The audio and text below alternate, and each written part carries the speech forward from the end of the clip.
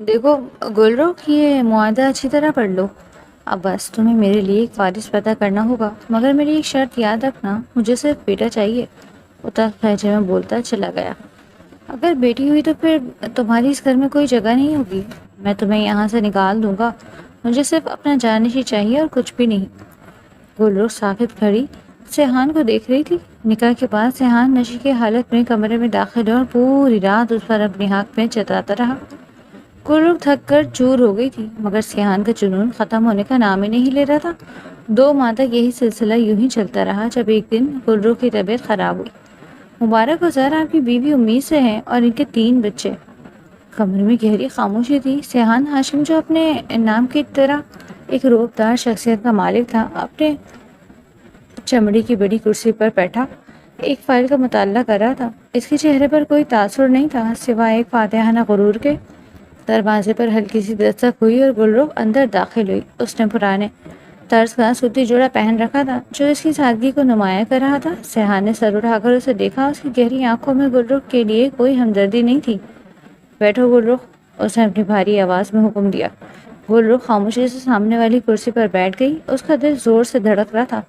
سیحان نے میز پر پڑی فائل اس کی طرف سرکائی اور پین اس کے سامنے رکھ دیا۔ سنو، یہ کانٹریکٹ پڑھ لو، اس نے سخت لہجے میں کہا۔ اس میں تمہاری منہ مانگی رقم سے بھی زیادہ پیسے لکھے ہیں۔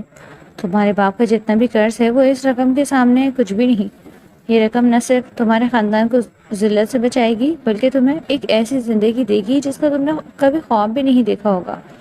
گلرخ نے رستے ہاتھوں سے کاغذات اٹھائے۔ الفاظ اس کی آنکھوں کے سامنے ناچ رہے تھے۔ اس کی زبان خشک ہو رہی تھی۔ اتنی زیادہ رقم؟ سیحان نے کرسی کے پشت سے ٹیک لگائی اور ایک طنزیہ مسکراہٹ اس کے لبوں پر آئی۔ ہاں، کیونکہ میں قیمت چکانے میں کنجوسی نہیں کرتا، لیکن یاد رکھنا، میں مفت میں کچھ نہیں دیتا۔ اب بس میرے لیے تمہیں بچہ پیدا کرنا ہوگا، یہی اس معاہدے کی بنیاد ہے۔ گلرخ نے تڑپ کر اسے دیکھا۔ سیحان صاحب، یہ آپ کیا کہہ رہے ہیں؟ کیا میں آپ کے لیے صرف ایک مشین ہوں؟ سیحان کا چہرہ ایک دم سخت ہو گیا۔ اس نے میز پر جھک کر براہ راست اس کی آنکھوں میں دیکھا۔ تم میرے لیے وہی ہو جو میں نے اس کاغذ پر لکھا ہے۔ ایک ضرورت، مگر ایک بات کان کھول کر سن لو اور اسے کبھی مت بھولنا۔ مجھے بیٹا چاہیے، صرف اور صرف ایک بیٹا، جو ہاشم سلطنت کا وارث بنے۔ گلرخ کی آنکھوں سے ایک آنسو ٹپک کر کاغذ پر گرا۔ اور اگر بیٹی ہوئی تو؟ سیحان کا لہجہ مزید تلخ ہو گیا۔ وہ تلخی سے بولا، اگر بیٹی ہوئی تو اس کے ساتھ ہی تمہیں یہاں سے غائب کروا دوں گا، کیونکہ مجھے اپنا وارث چاہیے۔ مجھے کسی بیٹی کی ضرورت نہیں جو میرے خاندان کا نام آگے نہ بڑھا سکے۔ بیٹی پیدا ہونا تمہاری ناکامی ہوگی اور میری زندگی میں ناکامی کی کوئی جگہ نہیں۔ گلرخ ساکت رہ گئی۔ اسے یقین نہیں آ رہا تھا کہ سامنے بیٹھا شخص انسان ہے یا پتھر کا کوئی بت۔ اس کا باپ تو ایسا نہ تھا، اس کا خاندان تو محبتوں کا امین تھا، پھر وہ اس جہنم میں کیسے آ گئی؟ دستخط کرو، سیحان کا حکم کمرے میں گونجا۔ گلرخ نے کانپتے ہاتھوں سے قلم اٹھایا۔ اسے محسوس ہو رہا تھا کہ وہ اپنی روح کا سودا کر رہی ہے۔ جیسے ہی اس نے آخری کاغذ پر دستخط کیے، اسے لگا اس کی زندگی کے تمام رنگ چھین لیے گئے ہیں۔ بہت اچھے، سیحان نے فائل واپس لی۔ اب تم اس گھر کی بہو ہو، لیکن صرف دنیا کی نظروں میں میرے لیے تم صرف اس معاہدے کی ایک فریق ہو۔ کل نکاح ہوگا اور اس کے بعد تمہاری نئی زندگی کا آغاز ہوگا۔ نکاح کی تقریب انتہائی سادگی سے ہوئی، لیکن گلرخ کے لیے وہ کسی ماتم سے کم نہ تھی۔ نکاح کے بعد جب اسے سیحان کے کمرے میں لایا گیا تو اسے توقع تھی کہ شاید تنہائی میں وہ انسان بن جائے، لیکن وہاں بھی اس کا واسطہ ایک سنگدل شخص سے پڑا۔ سیحان کمرے میں داخل ہوا تو وہ نشے کی حالت میں تھا۔ اس کے قدم لڑکھڑا رہے تھے، لیکن اس کی نظروں میں وہی حاکمیت تھی۔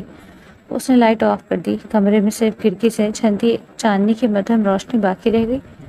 وہ دھوت ہو کر بیڈ پر آ گرا۔ گلرخ کے کونے میں سمٹی کھڑی تھی۔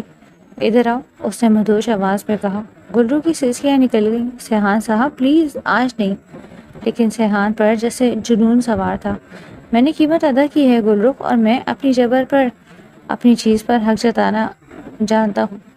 ساری رات گلرخ کے لیے ایک ڈراؤنا خواب ثابت ہوئی۔ سیحان اس پر اپنی شدتیں لٹاتا رہا، اس کے آنسو اور اس کی تھکن سے بے نیاز ہو کر وہ اس پر جھکا رہا۔ وہ تھک کر چور ہو جاتی، اس کی ہمت جواب دی جاتی، لیکن سیحان کی خود غرضی ختم نہ ہوتی۔ وہ بار بار اسے جتاتا رہا کہ وہ یہاں کیوں لائی گئی۔ اگلے 2 مہینوں تک یہ سلسلہ چلتا رہا۔ دن میں وہ ایک اجنبی کی طرح پیش آتا اور رات کو وہی ظالم شکاری بن جاتا۔ گلرخ خاموشی سے یہ سب سہتی رہی، اس امید میں کہ شاید کبھی اس پتھر میں جانا جائے۔ اور پھر وہ دن آیا جب گلرو کی طبیعت شدید خراب ہوئی۔ بیگم ہاشم نے ڈاکٹر کو بلوایا۔ سیحان بھی وہی موجود تھا، اپنے مخصوص مغرور انداز میں کھڑا۔ ڈاکٹر آصف معائنے کے بعد باہر آئے تو ان کے چہرے پر ایک عجیب سی مسکراہٹ تھی۔ مبارک ہو بیگم ہاشم۔ مبارک ہو سیحان صاحب، ڈاکٹر نے فائل بند کرتے ہوئے کہا۔ سیحان کے ماتھے پر بل پڑ گئے۔ کس بات کی مبارکباد ڈاکٹر؟ ڈاکٹر نے گہرا سانس لیا اور سیحان کی آنکھوں میں دیکھ کر کہا، سر آپ کی بیوی امید سے ہے اور موضوع یہ ہے کہ ان کے پیٹ میں 3 بچے ہیں اور تینوں ہی بالکل صحت مند ہیں۔ سیحان کے پیروں تلے سے جیسے زمین نکل گئی۔ 3؟ اس نے حیرت سے دہرایا۔ کمرے کے اندر سے گلرو کی سسیوں کی آواز آئی جو قسمت کی اس ستم ظریفی پہ دنگ تھی۔ چند مہینے قبل یہ معاہدہ محض ایک دن کی سوچ کا نتیجہ نہیں تھا، بلکہ اس کے پیچھے ہاشم خاندان کی وہ پیچیدہ سیاست تھی جس نے سیحان کو اس قدم پر مجبور کیا۔ ہاشم صاحب نے اپنی زندگی میں 2 شادیاں کی تھی۔ حمزہ ان کی پہلی بیوی کا بیٹا تھا جو اب اس دنیا میں نہیں رہی۔ ان کے انتقال کے بعد حمزہ کے حصے میں جائیداد کا ایک بہت بڑا حصہ آ گیا۔ بیگم ہاشم جو ہاشم صاحب کی دوسری بیوی اور سیحان کی ماں تھی، اس صورتحال سے ہر وقت خائف رہتی۔ چند ہفتے قبل کا دن تھا جب ہاشم ولا کے بڑے لاؤنج میں بیگم ہاشم غصے سے چہل قدمی کر رہی تھی۔ سیحان جیسے ہی گھر میں داخل ہوا، بیگم ہاشم نے اسے وہیں روک لیا۔ سیحان تم کب تک یوں لاپرواہ رہو گی؟ کیا تمہیں اندازہ بھی ہے کہ حمزہ نے آدھی سے زیادہ جائیداد اور بزنس پر اپنا تسلط جما لیا ہے؟ بیگم ہاشم کی آواز میں فکر اور غصہ دونوں شامل تھے۔ سیحان نے کوٹ اتار کر صوفے پر پھینکا اور سکون سے بولا، امی مجھے ان جائیدادوں کی کوئی پرواہ نہیں، میرا اپنا بزنس بہت اچھا چل رہا ہے، حمزہ بھائی جو کر رہے ہیں انہیں کرنے دیں۔ تم پاگل ہو گئے سیحان؟ بیگم ہاشم تقریباً چلائیں، وہ تمہارے باپ کی محنت ہے، میں نہیں چاہتی کہ تم کل کو خالی ہاتھ رہ جاؤ۔ ہاشم سلطنت کے اصولوں کے مطابق جائیداد کا اصل وارث وہی ہوگا جو اس خاندان کا پہلا پوتا دے گا۔ تمہیں جلد از جلد شادی کرنی ہوگی۔ سیحان نے جھنجھلا کر ماں کو دیکھا۔ امی میں آپ کو 100 بار کہہ چکا ہوں کہ میں ایک آزاد پنچھی ہوں، مجھے یہ رشتے کی قید پسند نہیں ہے، میں کسی عورت کے لیے اپنی آزادی ختم نہیں کر سکتا۔ تو کیا تم سب کچھ حمزہ کے لیے چھوڑ دو گے؟ بیگم ہاشم نے جذباتی انداز میں کہا، میری خاطر، کم از کم اس خاندان کے نام کی خاطر تمہیں یہ کرنا ہوگا، مجھے ایک وارث لا کر دو، پھر تم اپنی زندگی جیسے چاہو گزارنا۔ ماں کے اس مسلسل اور جذباتی اصرار نے سیحان کو ایک ایسی الجھن میں ڈال دیا تھا جس کا حل اسے نہیں مل رہا تھا۔ اسے ایک ایسی لڑکی کی تلاش تھی جو صرف اس کی ضرورت پوری کرے اور بدلے میں اس کی آزادی میں خلل نہ ڈالے۔ اور پھر اس کی نظر گلرخ پر پڑی۔ گلرخ سیحان ہاشم کے دفتر میں ریسیپشنسٹ کے طور پر کام کرتی تھی۔ وہ ایک سیدھی سادی، محنتی اور خاموش طبع لڑکی تھی۔ اس کی زندگی دفتر اور گھر تک محدود تھی، لیکن پچھلے کچھ عرصے سے وہ شدید پریشانی کا شکار تھی۔ اس کے والد کی اچانک اور طویل بیماری نے گھر کا سارا نظام درہم برہم کر دیا۔ مہنگے علاج اور اسپتال کے بلوں کی وجہ سے ان پر اتنا قرضہ چڑھ گیا تھا کہ اب روزانہ قرض خواہ ان کے دروازے پر آ کر کھڑے ہو جاتے۔ گھر کی ساری ذمہ داری، چھوٹی بہنوں کی تعلیم اور والد کی دوائیوں کا بوجھ گلرخ کے کاندھے پر تھا۔ ایک دوپہر جب دفتر کا اسٹاف لنچ کے لیے جا چکا تھا تو گلرخ روتی ہوئی آنکھوں اور کانپتے ہاتھوں کے ساتھ سیحان کی کیبن کے باہر کھڑی تھی۔ بہت ہمت جمع کر کے اس نے دروازے پر دستک دی۔ اندر آ جائیں، سیحان کی بھاری آواز آئی۔ گلرخ اندر داخل ہوئی۔ اس کا چہرہ آنسوؤں سے بھیگا ہوا تھا اور ہاتھوں میں کچھ میڈیکل رپورٹس اور بلز تھے۔ کیا بات ہے گلرخ، تم اس وقت یہاں؟ سیحان نے لیپ ٹاپ سے نظریں ہٹا کر اسے دیکھا۔ سر، گلرخ کی آواز پوری طرح لرز رہی تھی، سر مجھے آپ سے کچھ مدد چاہیے، میرے والد ICU میں ہیں اور مجھ پر بہت سا قرضہ چڑھ گیا ہے۔ قرض خواہ گھر آ کر میری چھوٹی بہنوں کو ڈراتے ہیں۔ سر اگر مجھے کچھ پیسوں کا ایڈوانس دے دیں تو، یا ایک لون دے دیں، میں ساری زندگی آپ کے دفتر میں کام کر کے ایک ایک پائی چکا دوں گی۔ سیحان نے خاموشی سے اسے دیکھا۔ اس کی نظروں کے سامنے اپنی ماں کی وارث والی بات گھوم گئی۔ اس نے کرسی کی پشت سے ٹیک لگائی اور ایک گہری سانس لی۔ گلرخ، میں جانتا ہوں کہ تم ایک ایماندار ورکر ہو، لیکن اتنا بڑا لون کمپنی کی پالیسی کے خلاف ہے۔ سیحان کا لہجہ سپاٹ تھا۔ گلرخ کی آنکھوں سے آنسو ٹوٹ کر گرنے لگے۔ سر پلیز، میرے پاس اور کوئی راستہ نہیں، میرے والد مر جائیں گے، میری بہنوں کی پڑھائی چھوٹ جائے گی، میں برباد ہو جاؤں گی۔ سر، میں نے یہ تو نہیں کہا کہ میں تمہاری مدد نہیں کروں گا، سیحان نے اچانک کہا، جس پر گلرخ نے حیرت سے سر اٹھایا۔ میں تمہارا سارا قرضہ اتار دوں گا، تمہارے والد کا بہترین ہسپتال میں علاج کراؤں گا اور تمہاری بہنوں کی تعلیم کا سارا خرچ بھی اٹھاؤں گا، لیکن میری ایک شرط ہے۔ مجھے آپ کی ہر شرط منظور ہے سر، میں دن رات کام کروں گی اور اوور ٹائم لگاؤں گی۔ گل رخ نے جلدی سے کہا۔ مجھے تم سے دفتر کا کام نہیں چاہیے گل رخ۔ سیحان نے میز پر جھک کر اس کی آنکھوں میں دیکھا۔ مجھے تم سے ایک معاہدہ کرنا ہے، کانٹریکٹ میرج۔ تم مجھ سے شادی کرو گی، میں میرے گھر رہو گی اور مجھے ایک وارث ہوگی، اور جیسے ہی وہ بچہ پیدا ہوگا تم اپنی رقم لے کر میری زندگی سے چلی جاؤ گی۔ گل رخ کے پیروں تلے سے زمین نکل گئی۔ اسے لگا جیسے کسی نے اس کے منہ پر زوردار تھپڑ مارا ہو۔ سر یہ آپ کیا کہہ رہے ہیں؟ وہ تڑپ کر بولی۔ کیا میں آپ کے لیے صرف ایک بکاؤ مال ہوں؟ میری کوئی عزت نہیں؟ دنیا میں ہر چیز کی قیمت ہوتی ہے گل رخ، اور میں قیمت چکانے میں کنجوسی نہیں کرتا۔ سیاح نے بے رحمی سے کہا۔ یہ رقم نہ صرف تمہارے خاندان کو ذلت سے بچائے گی بلکہ تمہیں ایک ایسی زندگی دے گی جس کو تم نے کبھی خواب بھی نہیں دیکھا ہوگا۔ تمہارے والد بچ جائیں گے، تمہاری بہنیں محفوظ رہیں گی، فیصلہ تمہارے ہاتھ میں ہے، مجھے کوئی جلدی نہیں۔ گل رخ روتی ہوئی کیبن سے بھاگ گئی، لیکن اس رات جب قرض خواہوں نے اس کے گھر کے دروازے پر گالیاں بکی اور اسپتال سے والد کی حالت بگڑنے کی کال آئی تو گل رخ ہار گئی۔ اس نے اپنے آنسو صاف کیے، اپنی روح کو مارا اور اگلے دن سیحان کے سامنے کھڑی ہو کر اس معاہدے پر دستخط کرنے کے لیے تیار ہو گئی جس کے نتیجے میں وہ اب ہاشم ولا میں موجود تھی۔ 3 بچوں کی خبر نے ہاشم ولا کی فضاؤں میں ایک عجیب سا ماحول پیدا کر دیا تھا۔ جہاں بیگم ہاشم خوشی سے نہال تھی، وہیں سیحان کے لیے انکشاف کسی دھچکے سے کم نہ تھا۔ اس نے تو صرف ایک وارث کا سوچا تھا، مگر قدرت نے اس کے سامنے ایک نئی آزمائش رکھ دی۔ گل رخ جہاں پہلے سے کہیں زیادہ نحیف اور پیلی نظر آنے لگی تھی، ہر وقت خوفزدہ سی رہتی۔ باہر بادل زور و شور سے گرج رہے تھے، بجلی کی کڑک کمرے کی کھڑکیوں کو ہلا رہی تھی۔ گل رخ کو بچپن ہی سے گرج چمک اور طوفان سے خوف آتا۔ وہ بیڈ پر ایک طرف سمٹی، دونوں ہاتھوں سے کانوں کو ڈھانپے آنکھیں بند کیے بیٹھی تھی۔ اسی لمحے سیحان اسٹڈی سے فارغ ہو کر کمرے میں داخل ہوا۔ اس نے سفید شرٹ کے کف لنکس کھولتے ہوئے گل رخ پر ایک سرسری سی نظر ڈالی۔ اس کی حالت دیکھ کر سیحان کے قدم ایک لمحے کو رکے، مگر پھر اس نے خود پر قابو پایا۔ یہ کیا ڈرامہ ہے؟ اس نے سخت لہجے میں پوچھا۔ تم اس طرح کیوں کانپ رہی ہو؟ گل رخ نے خوفزدہ نظروں سے اسے دیکھا۔ اس کے چہرے پر پسینے کی ننھی بوندیں چمک رہی تھی۔ وہ مجھ پہ پسینے کی مجھے بجلی سے ڈر لگتا ہے۔ اس کی آواز لرز رہی تھی۔ سیحان نے ایک گہرا سانس لیا اور بیٹھ کے دوسری طرف آ بیٹھا۔ عجیب بات ہے، تم اس دنیا کے سب سے خطرناک معاہدے پر دستخط کر چکی ہو اور تمہیں ایک آسمانی بجلی سے ڈر لگ رہا ہے؟ اس نے طنز کیا۔ گل رخ خاموش رہی۔ اسے پتا تھا کہ سیحان سے ہمدردی کی امید رکھنا فضول ہے۔ اچانک ایک زوردار دھماکہ ہوا اور پورے شہر کی بجلی چلی گئی۔ کمرے میں خوب اندھیرا چھا گیا۔ گل رخ کے حلق سے ایک چیخ نکلی اور بے اختیار برابر میں بیٹھے سیحان کے بازو سے لپٹ گئی۔ پلیز سیحان صاحب، دور مت جائیے گا۔ سیحان ایک دم ساکت رہ گیا۔ اسے یاد نہیں تھا کہ آخری بار اسے کس نے اتنی شدت اور اتنے بھروسے سے کب چھوا تھا۔ اسے گل رخ کے دل کی دھڑکن اپنے بازوؤں پر محسوس ہو رہی تھی، تیز اور بے ترتیب دھڑکن۔ اس کے خوف کی عکاسی کر رہی تھی۔ ایک لمحے کے لیے اس کا جی چاہا کہ وہ اسے جھٹک دے، اسے اپنی اوقات یاد دلائے، لیکن اندھیرے میں لپٹی اس کی سسکیاں سیحان کے دل کے کسی پوشیدہ کونے میں دستک دے گئیں۔ اس نے دھیرے سے اپنا دوسرا ہاتھ گل رخ کے کندھے پر رکھا۔ اس کا لمس برف کی طرح ٹھنڈا تھا۔ ٹھیک ہے، میں کہیں نہیں جا رہا، سکون سے بیٹھو۔ اس کی آواز میں پہلی بار ایک نرمی تھی۔ گل رخ نے آہستہ آہستہ اپنی گرفت ڈھیلی کی، مگر وہ اب بھی اس کے قریب ہی بیٹھی تھی۔ تمہاری طبیعت کیسی ہے؟ سیحان نے اچانک پوچھا۔ یہ سوال شاید اس نے صرف خاموشی توڑنے کے لیے کہا تھا۔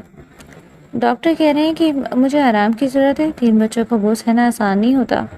گل رخ نے دیوار سے ٹیک لگاتے ہوئے کہا۔ کبھی کبھی مجھے ڈر لگتا ہے کہ اگر مجھے کچھ ہو گیا تو۔ سیحان کا دل ایک لمحے کو دھڑکنا بھول ہی گیا۔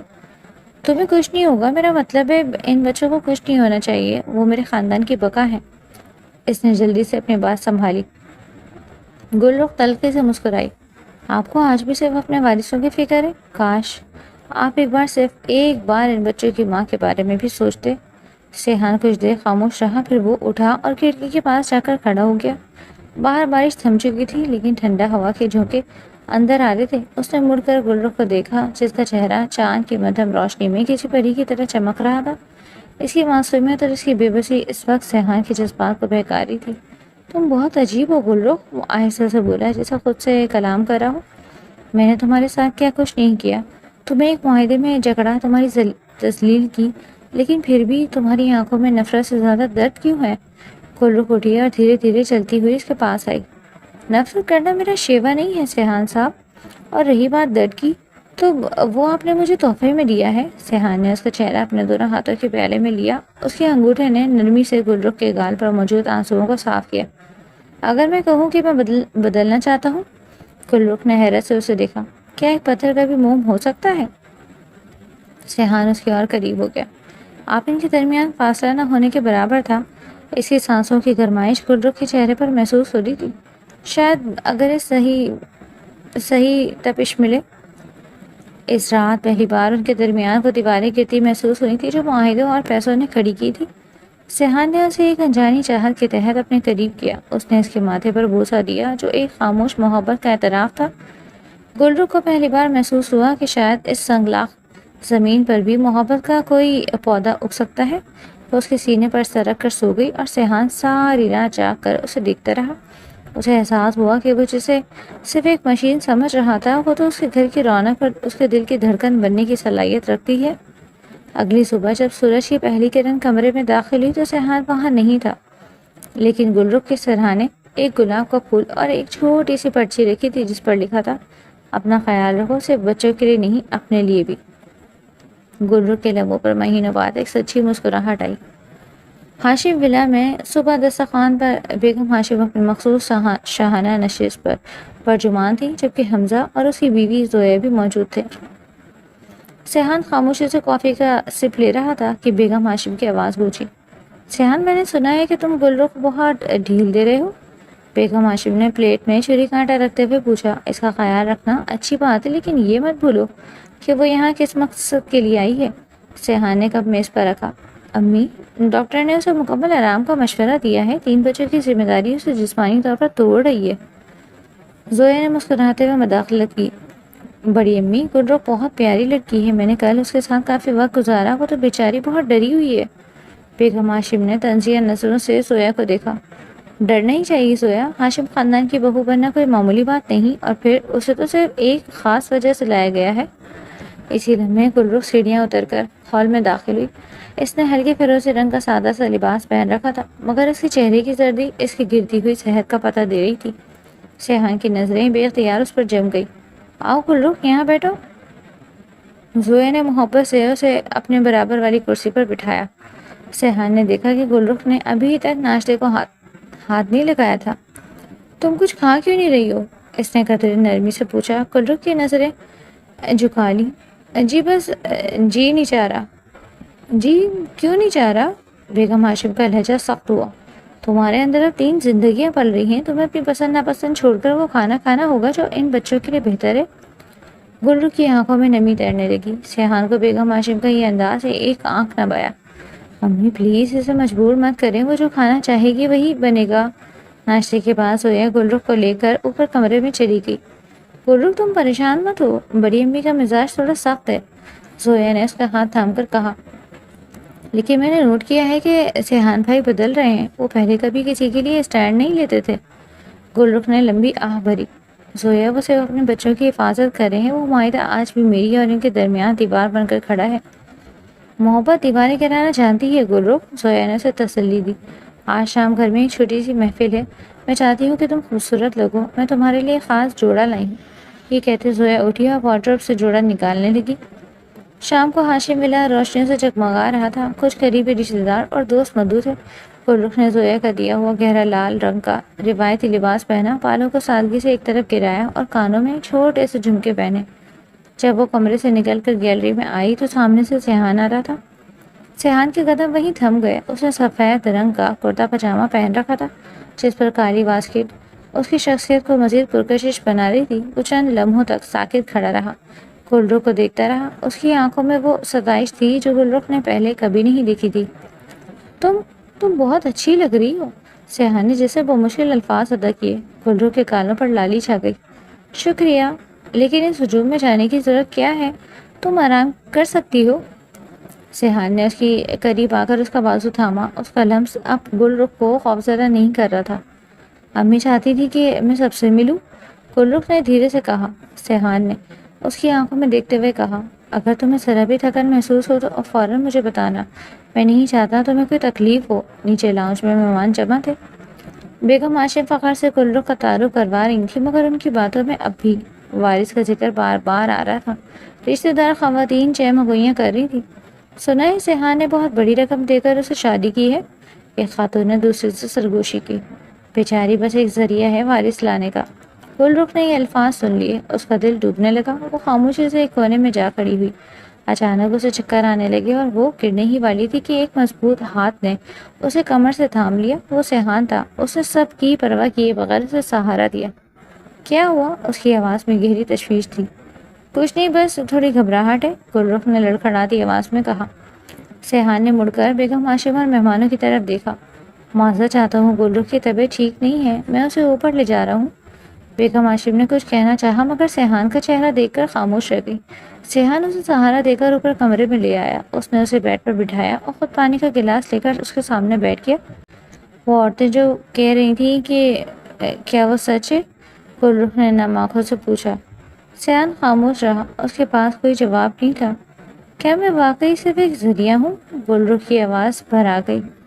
کیا ان 3 بچوں کے آ جانے کے بعد میرا اس گھر سے رشتہ ختم ہو جائے گا؟ سیحان نے گلاس میز پر رکھا اور گل رخ کے دونوں ہاتھ اپنے ہاتھوں میں لے لیے۔ اس نے محسوس کیا کہ اس کے ہاتھ برف کی طرح ٹھنڈے ہیں۔ گل رخ، شروع میں سب کچھ صرف ایک معاہدہ تھا، میں اسے انکار نہیں کروں گا۔ وہ رک کر اس کی آنکھوں میں جھانکنے لگا۔ لیکن اب جب میں تمہیں تکلیف میں دیکھتا ہوں تو میرا دل بھی دکھتا ہے۔ مجھے نہیں معلوم یہ کیا ہے، لیکن میں اب تمہیں صرف ایک ذریعہ نہیں سمجھتا۔ گل رخ نے اس کی طرف دیکھا، اس کی آنکھوں میں اب سچائی تھی۔ پھر کیا سمجھتے ہیں آپ مجھے؟ سیحان نے اس کا ہاتھ اپنے لبوں سے لگایا۔ ایک ایسی لڑکی جو آہستہ آہستہ میرے پتھر جیسے وجود میں دراڑیں ڈال رہی ہے۔ اس رات گل رخ کو پہلی بار محسوس ہوا کہ شاید بیگم ہاشم کی سختی اور زمانے کی تلخ باتیں اب اسے زیادہ زخمی نہیں کر پائیں گی، کیونکہ سیحان ہاشم کی ڈھال اب اس کے گرد موجود تھی۔ رات کے 2 بج رہے تھے۔ پورے گھر میں سناٹا تھا، مگر سیحان کے کمرے کی مدھم لائٹ اب بھی چل رہی تھی۔ گل رخ بیڈ پر بے چین لیٹی تھی، درد کی لہریں اس کے چہرے پر پسینہ لانے لگی۔ گل رخ، کیا زیادہ تکلیف ہو رہی ہے؟ سیحان نے فوراً اپنی کتاب ایک طرف رکھی اور اس کے قریب بیٹھ گیا۔ پیروں میں بہت سجن اور درد ہے، اس نے دبی دبی آواز میں سسکتے ہوئے کہا۔ سیحان نے بنا کچھ کہے اس کے پیروں کو اپنے ہاتھوں میں لیا اور دھیرے دھیرے دبانے لگا۔ گل رخ نے ہکا بکا ہو کر اسے دیکھا۔ سیحان صاحب، یہ آپ کیا کر رہے ہیں؟ میں کر لوں گی۔ خاموشی سے لیٹی رہو، سیحان نے اسے ٹوکا، مگر اس کے لہجے میں سختی کی جگہ نرمی تھی۔ ڈاکٹر نے کہا ہے کہ اس مرحلے میں تمہیں خون کی گردش برقرار رکھنے کی ضرورت ہے، تم بس آرام کرو۔ گل رخ کی آنکھوں سے ایک آنسو ٹپک کر تکیے میں جذب ہو گیا۔ آپ میرے لیے اتنا کچھ کیوں کر رہے ہیں؟ آپ کا معاہدہ تو صرف وارث تک محدود تھا، یہ خدمت تو اس کا حصہ نہیں تھی۔ سیحان کے ہاتھ ایک لمحے کو رکے، اس نے سر اٹھا کر گل رخ کی معصوم آنکھوں میں دیکھا۔ کچھ معاہدے کاغذوں پر ہوتے ہیں گل رخ، اور کچھ روحوں کے درمیان طے پاتے ہیں۔ مجھے نہیں معلوم کہ میں کب بدلا، لیکن اب تمہاری تکلیف مجھے سکون سے بیٹھنے نہیں دیتی۔ اس نے ایک پلیٹ میں کٹے ہوئے پھل اٹھائے اور ایک ایک ٹکڑا اسے اپنے ہاتھوں سے کھلانے لگا۔ کھاؤ، یہ تمہارے اور بچوں کے لیے ضروری ہے۔ گل رخ نے خاموشی سے لقمہ لیتے ہوئے سوچا کہ کاش یہ لمحہ یہی تھم جائے۔ اسے سیحان کی آنکھوں میں اب وہ حاکمیت نہیں بلکہ ایک عجیب سی تڑپ نظر آ رہی تھی۔ حمزہ نے ٹھیک کہا تھا، سیحان ہاشم اپنی آنا کی جنگ ہار کر محبت کے ہاتھوں قید ہو رہا ہے۔ لیکن اگلی صبح ایک نیا طوفان لے کر آئی۔ سیحان کی سابقہ منگیتر اور کاروباری شراکت دار معافیہ مایا، جو ملک سے باہر تھی، اچانک ہاشم ولا پہنچ گئی، جو ایک خود غرض اور مکار عورت تھی جس کی نظریں ہمیشہ سے ہاشم خاندان کی دولت پر تھی۔ جب سیحان آفس میٹنگ میں تھا، مایا سیدھی گل رخ کے کمرے میں جا پہنچی۔ تو تم ہو وہ سستی سی لڑکی جس کے لیے سیحان نے اتنا بڑا ڈرامہ رچایا؟ مایا نے حقارت سے کمرے کا جائزہ لیتے ہوئے کہا۔ گل رخ حیرت سے کھڑی ہو گئی۔ آپ کون ہیں؟ میں وہ ہوں جو سیحان کی معیار کی ہے، مایا نے کہکا لگایا۔ بیچاری گل رخ، تمہیں شاید لگتا ہے کہ سیحان تمہارا خیال رکھ رہا ہے تو اسے تم سے پیار ہو گیا ہے۔ ذرا یہ کاغذ دیکھو۔ مایا نے وہی معاہدے کا گل رخ کے سامنے لہرایا۔ اس میں صرف لکھا ہے کہ بچوں کی پیدائش کے بعد تمہیں یہاں سے جانا ہوگا اور تمہارا ان بچوں پر کوئی حق نہیں ہوگا۔ سیحان صرف ان بچوں کی خاطر تمہارے نخرے اٹھا رہے ہیں؟ جیسے ہی وائرس مل گیا تو میں واپس اسی کچی بستی میں پھینک دیا جائے گا جہاں سے تمہیں اٹھایا گیا تھا۔ گلرو کا سر چکرانے لگا۔ مائع کے زہریلے الفاظ اس کے کانوں میں ہتھوڑے کی طرح بج رہے تھے۔ نہیں، وہ بدل گئے ہیں۔ مرد کبھی نہیں بدلتے گلرو۔ مائع نے اس کے قریب آ کر سرگوشی لی۔ تم صرف کرائے کی ماں ہو، اس سے زیادہ کچھ بھی نہیں۔ مائع کے جانے کے بعد گلرو کا دل ٹوٹ کر کرچی کرچی ہو گیا۔ اسے لگا سیحان کی پچھلی چند راتوں کی توجہ صرف ایک ڈھونگ تھی۔ اسے اپنی ممتا خطرے میں نظر آنے لگی۔ میں اپنے بچوں کو ان پتھر دل لوگوں کے حوالے کر کے نہیں جا سکتی، اس نے روتے ہوئے سوچا۔ شام کو جب سیحان گھر لوٹا تو اسے پتہ چلا کہ گلرو اپنا مختصر سامان لے کر خاموشی سے نکل گئی۔ کیا مطلب وہ چلی گئی؟ سیحان کی آواز پورے ہال میں گونجی۔ مطلب بیگم ہاشم اور مایا لاؤنج میں بیٹھی تھی۔ جانے تو سیحان ایسی لڑکیاں نخرے دکھانے کے لیے ایسے ہی کرتی ہیں، مایا نے لاپرواہی سے کہا۔ سیحان کی آنکھوں میں خون اتر آیا۔ اس نے مایا کی طرف دیکھا۔ تم یہاں کیا کر رہی ہو؟ اور اگر اسے کچھ ہوا تو یاد رکھنا میں تمہارا وجود مٹا دوں گا۔ وہ دیوانہ وار اپنی کار کی طرف بھاگا۔ باہر بارش شروع ہو چکی تھی، بالکل ویسے ہی رات جیسے ان کے درمیان پہلی قربت کی رات تھی۔ سیحان نے شہر کا کونا کونا چھان مارا۔ اس کا دل ڈوب رہا تھا۔ اسے احساس ہوا کہ وہ صرف وارث کھونے سے نہیں ڈر رہا، بلکہ وہ اس وجود کو کھونے سے ڈر رہا ہے جس نے اسے انسان بننا سکھایا۔ آخرکار ایک سنسان بس اسٹاپ پر اسے وہ وجود نظر آیا جو اب کیچڑ اور پانی سے لطفت تھا۔ گلرو وہاں ایک بینچ پر بیٹھی سردی سے تھر تھر کانپ رہی تھی اور اپنے بیٹ کو دونوں ہاتھوں میں ڈھانپے ہوئی تھی، جیسے ان بچوں کو دنیا کی نظروں سے چھپا رہی ہو۔ سیحان نے تڑپ کر گاڑی روکی اور اس کی طرف دوڑا۔ گلرو! اس نے اس کے سامنے گھٹنوں کے بل بیٹھ کر اسے پکارا۔ گلرو نے بھیگی آنکھوں سے اسے دیکھا۔ چلے جائیں یہاں سے، لے جائیں اپنی دولت اور اپنا معاہدہ، میرے بچے دے دیں، میں چلی جاؤں گی۔ سیحان نے تڑپ کر اس کے ہاتھ تھام لیے۔ کون سا معاہدہ؟ کیسی دولت؟ اس نے جیب سے وہی پرانا کاغذ نکالا اور گلرو کی آنکھوں کے سامنے اس کے ٹکڑے ٹکڑے کر دیا۔ یہ لو، ختم ہو گیا وہ سب۔ وہ میری زندگی کی سب سے بڑی غلطی تھی۔ سیحان کی آواز رن گئی، اس کی آنکھوں سے آنسو بہہ نکلے۔ گلرو، میں ان بچوں کا باپ ہونے سے پہلے تمہارا مجرم ہوں۔ مجھے وارث نہیں چاہیے، مجھے تم چاہیے۔ مجھے معاف کر دو، میں تمہارے بغیر مر جاؤں گا۔ گلرو نے حیرت سے اس مغرور شخص کو اپنے قدموں میں روتے ہوئے دیکھا۔ اس کی سچی تڑپ نے گلرو کے سارے شکوے دھو ڈالے۔ کیا آپ سچ کہہ رہے ہیں؟ اس نے سسکتے ہوئے پوچھا۔ خدا کی قسم، تم میرے لیے ان بچوں سے بھی زیادہ قیمتی ہو۔ سیحان نے اسے اپنے حصار میں لے لیا۔ چلو گھر چلتے ہیں، اب وہاں کوئی معاہدہ نہیں، صرف تمہارا راج ہوگا۔ اس ٹھنڈی سڑک پر بارش کے درمیان سیحان نے پہلی بار گلرو کو اس کی اوقات نہیں بلکہ اس کا مقام یاد دلایا۔ اس نے اسے گود میں اٹھایا اور گاڑی کی طرف بڑھ گیا، یہ عہد کرتے ہوئے کہ اب ان کے درمیان کبھی کوئی تیسرا نہیں آئے گا۔ ہسپتال میں وقت جیسے رک سا گیا تھا۔ سیحان ہاشم جو کبھی اپنی انگلیوں کے اشارے پر تقدیریں بدلنے کا دعویٰ کرتا تھا، آج اس کے اسپتال کے کوریڈور میں ایک عام انسان کی طرح ٹوٹا ہوا کھڑا تھا۔ اس کے سفید کرتے پر گلرو کے خون کے دھبے تھے اور اس کے ہاتھ مسلسل لرز رہے تھے۔ گلرو کو ہسپتال لائے 3 گھنٹے گزر چکے تھے۔ اسے شدید درد اور خون کے بہاؤ کی وجہ سے ایمرجنسی میں داخل کیا گیا۔ بیگم ہاشم، حمزہ اور زویا بھی وہاں موجود تھے، مگر سیحان کسی سے بات کرنے کی پوزیشن میں نہیں تھا۔ اچانک آپریشن تھیٹر کا دروازہ کھلا اور ڈاکٹر عاصم باہر آئے۔ ان کے چہرے پر تھکن اور پریشانی واضح تھی۔ سیحان لپک کر ان کے پاس پہنچا۔ ڈاکٹر، گلرو کیسی ہے؟ میرے بچے کیسے ہیں؟ سیحان کی آواز میں ایک تڑپ تھی، صرف ایک التجا تھی۔ ڈاکٹر عاصم نے ایک لمبا سانس لیا اور سیحان کے کندھے پر ہاتھ رکھا۔ سیحان، صورتحال بہت پیچیدہ ہے۔ بچوں کی پوزیشن اور گلرو کی اندرونی چوٹوں کی وجہ سے اس کا جسم یہ بوجھ مزید برداشت نہیں کر پا رہا۔ اس کا بلڈ پریشر خطرناک حد تک گر گیا اور یہ سچویشن بہت بھاری پڑنے والی ہے۔ سیحان کا رنگ خاک ہو گیا۔ آپ کہنا کیا چاہتے ہیں؟ ہمیں ایک فوری فیصلہ کرنا ہوگا، ڈاکٹر نے دھیمی مگر دو ٹوک آواز میں کہا۔ ہمارے پاس وقت بہت کم ہے۔ ہم یا تو بچوں کو بچا سکتے ہیں یا ماں کو، کسی ایک کا انتخاب کرنا ہوگا۔ یہ جملہ سیحان کے کانوں میں کسی دھماکے کی طرح گونجا۔ بیگم ہاشم فوراً آگے بڑھی۔ یہ آپ کیا کہہ رہے ہیں ڈاکٹر صاحب؟ وہ 3 بچے، وہ ہاشم خاندان کے چشم چراغ ہیں، وہ ہمارے لیے کتنے اہم ہیں آپ جانتے ہیں؟ سیحان نے مڑ کر اپنے ماں کی طرف دیکھا۔ ان کی آنکھوں میں اب بھی وہی صرف اپنی وارثوں کی فکر تھی۔ اسے وہ دن یاد آیا جب اس نے خود گل رخ سے کہا تھا کہ مجھے صرف بیٹا چاہیے۔ اسے اپنی وہ تمام تلخ باتیں یاد آنے لگیں جو اسے اس معصوم لڑکی کو کہی تھی۔ سیحان، بیگم ہاشم نے اس کا بازو تھاما۔ فیصلہ کرو، ہمیں وارث چاہیے، گل رخ کی قربانی بیکار نہیں جائے گی۔ سیحان نے جھٹکے سے اپنی ماں کا ہاتھ پیچھے ہٹایا۔ اس کی آنکھوں سے غصے اور دکھ کے آنسو بہہ نکلے۔ وارث؟ کون سے وارث ماں؟ وہ گوشت کے لوٹ لے جو میری گل رخ کی زندگی چھین کر آئیں گے؟ مجھے نہیں چاہیے ایسی سلطنت اور ایسا نام جو اس کی لاش پر کھڑا ہو۔ وہ ڈاکٹر کی طرف مڑا اور ان کے ہاتھ پکڑ لیے۔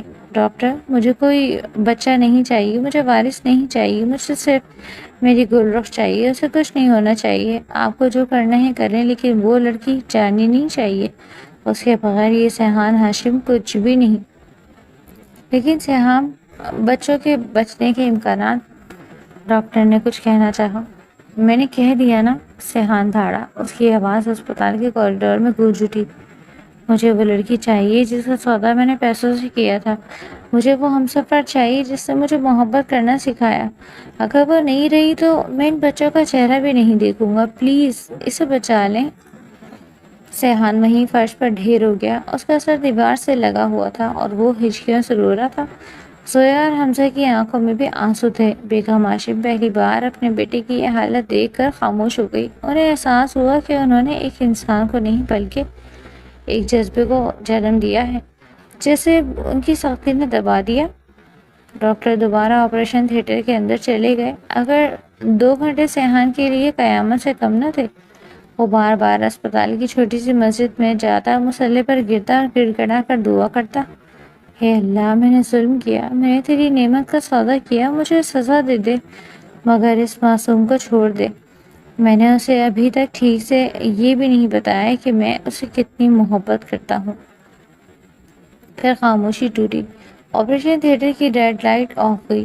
ڈاکٹر عاصم باہر آئے۔ اس بار ان کے لبوں پر ایک ہلکی سی معجزاتی مسکراہٹ تھی۔ سیحان کی ہمت نہیں پڑ رہی تھی کہ وہ سوال کرے۔ مبارک ہو سیحان، ڈاکٹر نے خوشی سے کہا۔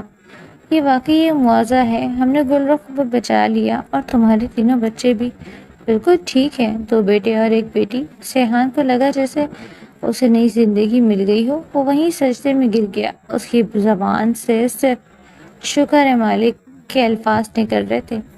تھوڑی دیر بعد جب اسے ICU میں جانے کی اجازت ملی تو اس نے دیکھا کہ گل رخ بے ہوش پڑی تھی۔ اس کا چہرہ بالکل سفید تھا مگر سانسیں جاری تھی۔ سیحان نے اس کا ہاتھ تھاما اور اسے اپنے ماتھے سے لگایا۔ میں نے تمہیں پا لیا گل رخ، وہ سرگوشی کر رہا تھا۔ اب تمہیں کبھی خود سے دور نہیں کروں گا۔ تم اس گھر کی ملکہ ہو اور میں تمہارا ادنیٰ سا غلام۔ اس رات اس سرد ہسپتال کے کمرے میں ایک مغرور سا مرد کا خاتمہ ہوا تھا اور ایک سچے عاشق کا جنم ہوا۔ وہ وارث جن کے لیے اس نے ظلم کیا اب اس کے لیے خوشی کی علامت تو تھے، مگر گل رخ کا وجود ان سب سے بڑھ کر تھا۔ 3 سال بعد وقت گزرنے کے ساتھ ہاشم ویلا کی دیواروں سے وہ پرانی سرد مہری اور غرور ہمیشہ کے لیے رخصت ہو چکا تھا۔ آج اس گھر میں بچوں کی کلکاری کی گونج تھی۔ 3 سال کا عرصہ بیت چکا تھا اور سیحان ہاشم کی دنیا اب صرف ایک ذات کے گرد گھومتی تھی اور وہ تھی گل رخ۔ کمرے کا دروازہ کھلا اور گل رخ اندر داخل ہوئی۔ اس نے نہایت نفیس سفید رنگ کی شلوار قمیض پہن رکھی تھی جس کے ساتھ میچنگ دوپٹہ اس کے کندھے پر تھا۔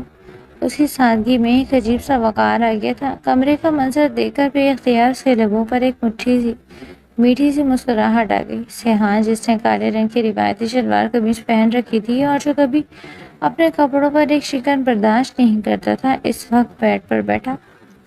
اس کے بال بکھرے ہوئے تھے اور وہ اپنے دونوں بیٹوں اصلان اور ارحان کے تابڑ توڑ حملوں سے خود کو بچانے کی ناکام کوشش کر رہا تھا، جبکہ اس کی چھوٹی بیٹی عنایا اس کی گود میں بیٹھی اس کے کالر کے بٹنوں سے کھیل رہی تھی۔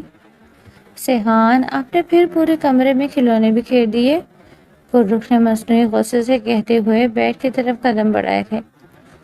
سیحان نے بے بسی سے گلرخ کو دیکھا اور ایک گہرا سانس لیا۔ بیگم، تو مجھ پر غصہ کرنے کے بجائے ذرا اپنی اس فوج کو سنبھالو۔ میں ملک کا سب سے بڑا بزنس مین ہوں اور یہاں اپنے ہی گھر میں یرغمال بنا ہوا ہوں۔ گلرخ کی ہنسی چھوٹ گئی۔ وہ آگے بڑھی اور عنایہ کو سیحان کی گود سے اٹھا کر اپنے سینے سے لگا لیا۔ بچوں، چلو اب دادی جان کے پاس جاؤ، وہ آپ سب کا نیچے انتظار کر رہی ہیں۔ ہاں جاؤ میرے شیرو، اپنے دادی کو تنگ کرو، مجھے میری بیوی کے ساتھ کچھ وقت گزارنے دو، سیحان نے اصلان کے گال پر پیار کرتے ہوئے کہا۔ بچے شور مچاتے ہوئے کمرے سے باہر بھاگ گئے اور گلرخ نے عنایہ کو آیا کے حوالے کر دیا۔ کمرے کا دروازہ بند ہوتے ہی فضا میں ایک معنی خیز اور پرسکون مسکراہٹ، خاموشی چھا گئی تھی۔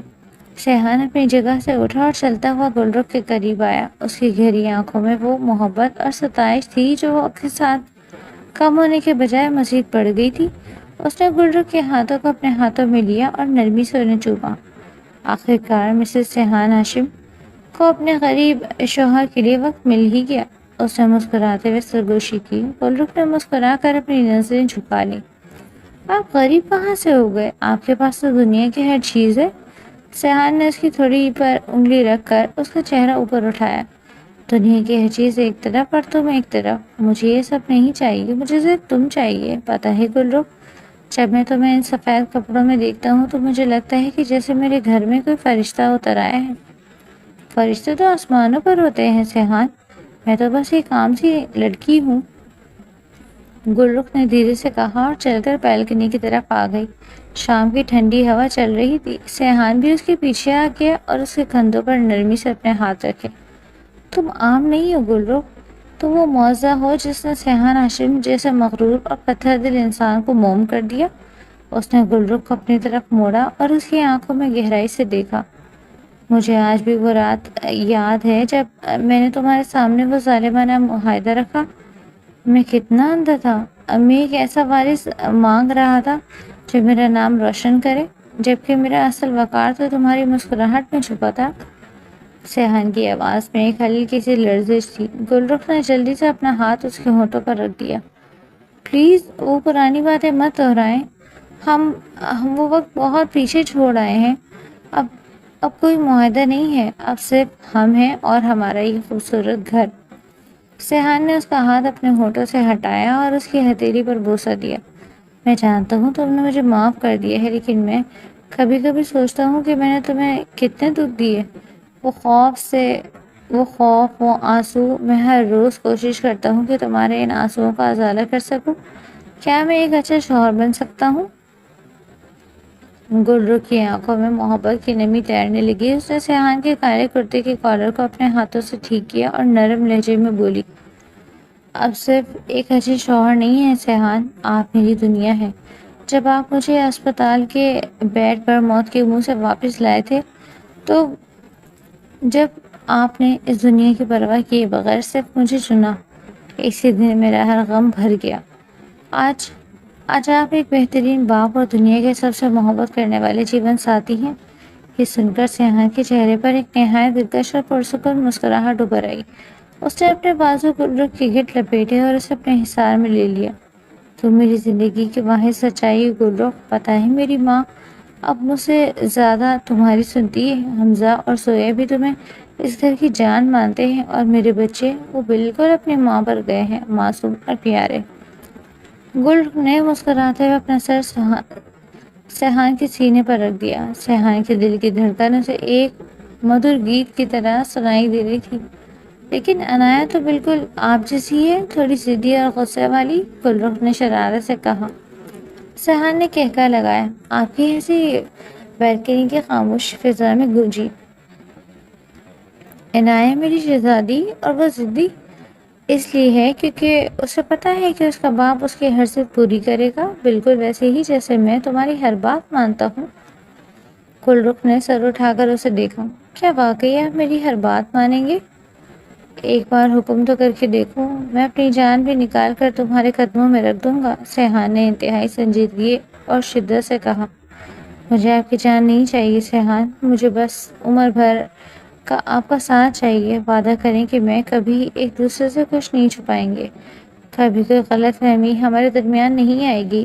گلرخ کی آواز میں ایک عجیب سی طلب تھی۔ سیحان نے اپنا ماتھا گلرخ کے ماتھے سے ٹکا دیا۔ اس کے سانسوں کی تپش گلرخ کے چہرے پر محسوس ہو رہی تھی۔ یہ میرا تم سے وعدہ ہے، سیحان کی زندگی اب گلرخ سے شروع ہوتی ہے اور اسی پر ختم ہوتی۔ میں آخری سانس تک تمہارا ساتھ رہوں گا۔ شام کے سائے گہرے ہو رہے تھے۔ بالکنی کی مدھم روشنی میں وہ دونوں ایک دوسرے کے بازوؤں میں قید تھے۔ ان کے درمیان اب نہ کوئی دوری تھی، نہ ہی کوئی خوف اور نہ ہی کوئی انا۔ محبت کی اس تپش نے آخرکار ہاشم ولا کے ساتھ مہری کو پگھلا دیا۔ وہ دونوں خاموشی سے کھڑے تھے مگر ان کے روحیں آپس میں گفتگو کر رہی تھی۔ سیحان نے جھک کر نرمی سے گلرخ کی پیشانی پر اپنے ہونٹ رکھ دیے اور یہ بوسہ اس بات کی گواہی تھا کہ محبت اگر سچی ہو تو وہ پتھروں میں بھی پھول کھلا دیتی ہے۔ ایک نئی خوبصورت اور محبت سے بھرپور زندگی کا آغاز ہو چکا تھا۔